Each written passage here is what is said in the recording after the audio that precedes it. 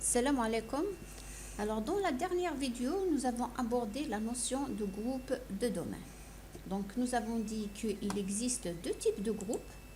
Donc, les groupes de sécurité qui sont utilisés pour gérer la sécurité des ressources de domaine et les groupes de distribution. Nous allons nous intéresser aux groupes de sécurité qui se distinguent des groupes de distribution par un identificateur de sécurité qui est créé lors de la création des groupes de sécurité. Donc, l'intérêt des groupes de sécurité, c'est de simplifier la gestion de l'accès des utilisateurs aux ressources du réseau. Donc, un groupe, il est défini par, donc c'est un objet conteneur qui va contenir des utilisateurs, des ordinateurs, d'un domaine ou d'autres domaines. La question qu'il faut se poser justement, est-ce que dans un groupe, on peut avoir les utilisateurs du même domaine? Est-ce qu'on peut avoir des utilisateurs, des membres de domaines différents, etc. Justement, donc la réponse à cette question va donc nous amener à définir la notion d'étendue de groupe. Donc justement, donc la vidéo d'aujourd'hui, nous allons nous intéresser et répondre à la question qu'on vient de poser. Donc, définir c'est quoi l'étendue d'un groupe, définir les membres de chaque groupe, imbrication des groupes dans Active Directory. Et dans une prochaine vidéo, nous allons voir les groupes prédéfinis et les stratégies d'utilisation des groupes. Voilà. Donc, c'est quoi l'étendue d'un groupe? L'étendue d'un groupe définit les comptes qui peuvent en faire partie, les comptes utilisateurs et groupes et ordinateurs, ainsi que l'endroit d'où ils peuvent être utilisés. Donc il y a deux notions ici qu'il faut préciser. Donc les comptes qui peuvent en faire partie, donc les membres du groupe, l'endroit d'où ils peuvent être utilisés. Alors voyons chaque concept à part. D'abord, donc les comptes qui peuvent en faire partie. Donc on va se poser la question, qui des utilisateurs et des groupes et ordinateurs peuvent être membres du groupe? Est-ce que des utilisateurs seront des utilisateurs du domaine local, ou des domaines approuvés? Est-ce que les groupes seront de quelle étendue de groupe? Et est-ce qu'ils seront du domaine local ou des domaines approuvés? Donc ici, par exemple, pour les membres du groupe, on va voir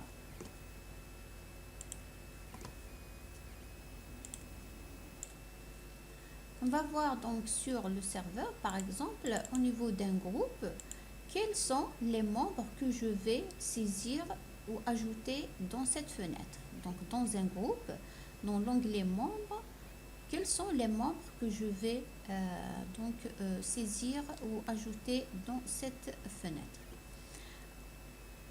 Voilà. Pour l'endroit d'où ils peuvent être utilisés, donc on va répondre à la question, à qui je peux donner des autorisations sur cette ressource. Donc au niveau de la ressource, quels sont, voilà, si on revient vers notre serveur,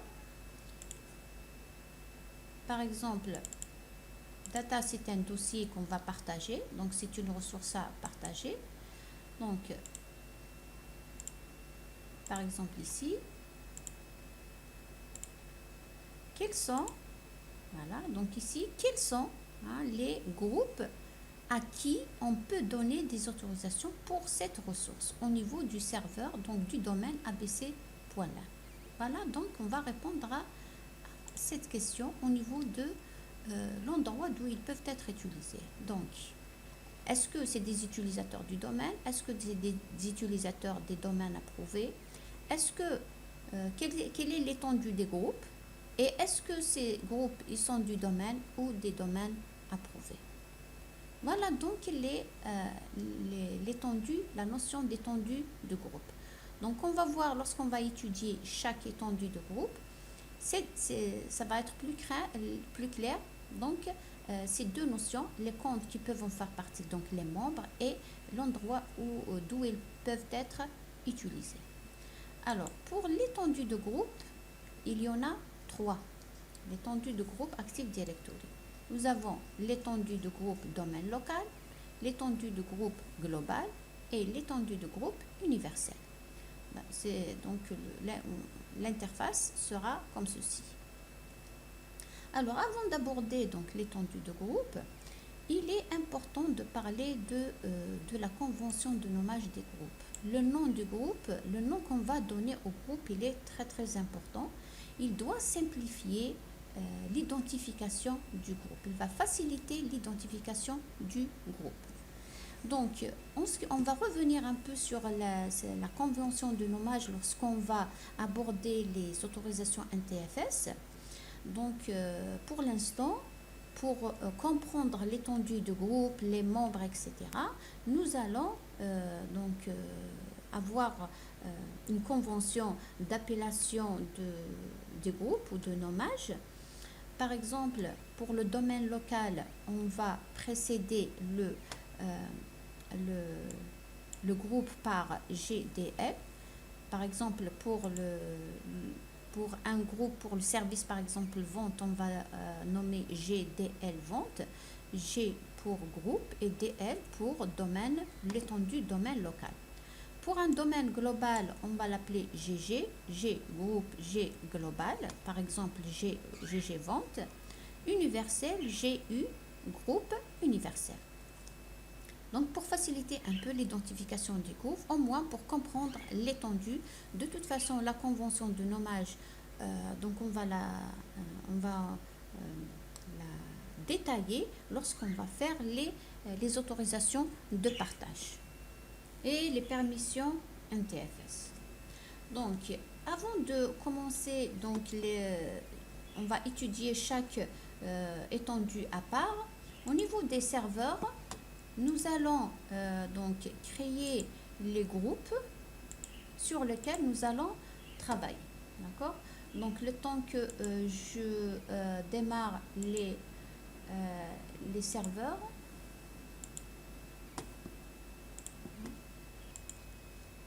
alors, donc, au niveau du contrôleur de domaine SRV-CD, nous allons créer les trois types d'étendue de groupe.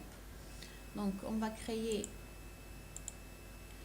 le groupe de domaine, donc on va l'appeler, donc on rappelle que voilà, donc GDL, donc GDL, par exemple on va l'appeler marketing, on est dans l'unité d'organisation marketing, donc on va appeler notre groupe par exemple marketing, domaine local, sécurité bien sûr, ok, GDL marketing, bouton de droite, on va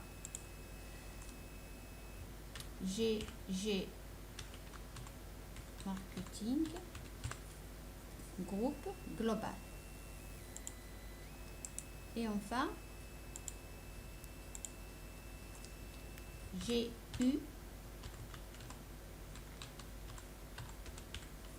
groupe universel. Okay. Alors pour un groupe par exemple, on peut toujours ajouter par exemple une description ici pour décrire bien l'objectif du groupe.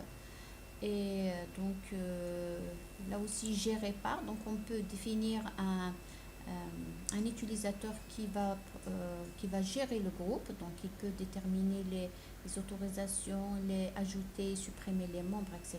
Donc on va le voir après. Voilà. Alors j'ai fait de même pour au niveau des autres domaines. Donc on va commencer par le domaine enfant. Donc dans le domaine enfant, rappelons-le, donc c'est xabc.lan, c'est le domaine enfant de abc.lan. Et ici, voilà, j'ai déjà créé les groupes, donc je les ai appelés GDLX pour dire que c'est au niveau du domaine. C'est juste là, je répète, c'est un nommage qui va me faciliter d'expliquer l'étendue. D'accord? Alors, donc GDLX, donc c'est le groupe de domaine local du domaine X. groupe.abc.lan.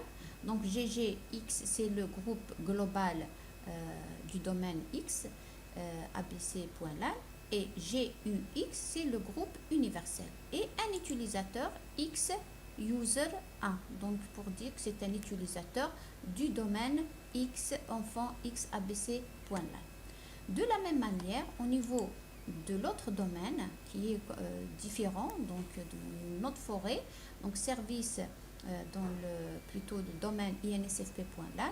Donc j'écris aussi les trois types d'étendue de groupe, GDL INSFP, donc groupe de domaine local dans le domaine INSFP, GG INSFP, GU INSFP et trois utilisateurs, user 1, user 2, user 3.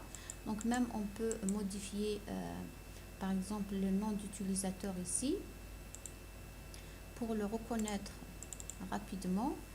Compte, donc nom d'ouverture de session,